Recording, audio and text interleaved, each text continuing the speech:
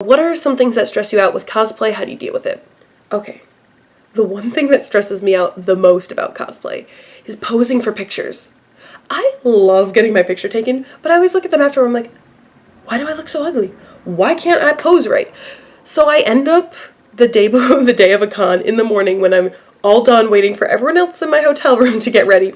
I just stand in front of that mirror and I just figure out like 5 go-to poses. Like, okay, this is my first one, then this is my second one, and then I hold the hammer up for my third. I just practice. I'm one of those persons who needs to have it rehearsed. That's why I've got all my notes right here. I have to rehearse beforehand. You can tell I'm a theater person, not as much an improv. So I just stand in front of the mirror and practice, see what I think looks good, and then I feel way more comfortable when I get out there. I'm actually kind of a little self-conscious about my body.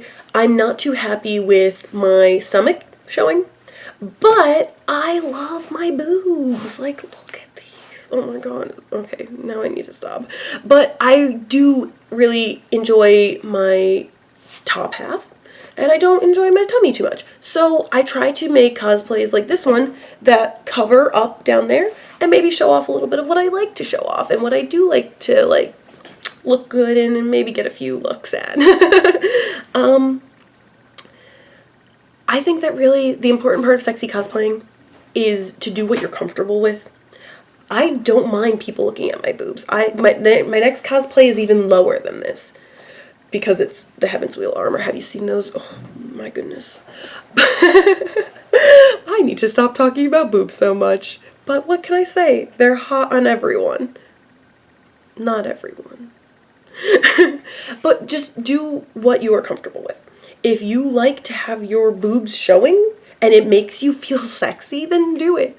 If you like to be in a bikini top and like booty shorts, then be you. I certainly can't, but you do what makes you comfortable, makes you feel pretty. If that means you want a turtleneck and a floor-length gown, then that's what makes you feel sexy, and that is you being sexy. One thing about sexy cosplaying is that there are times when someone comes over to ask for your picture and you know it's because that they're like, oh, look at that girl, look at her boobs. They have no idea who you are.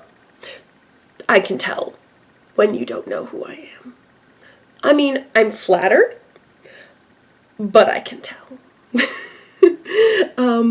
So what kind of experiences do you get when guys approach you at cons?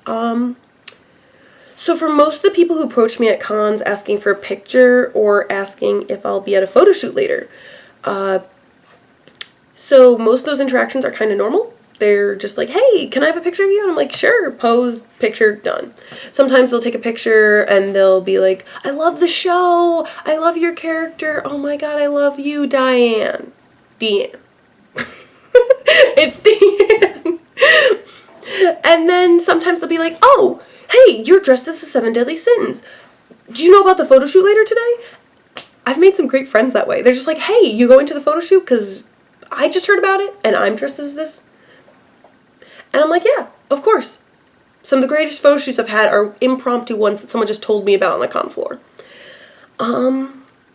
So for the most part, I haven't noticed too much of a difference between gender approaches, as in guys or girls or non-binary people coming up to talk to me.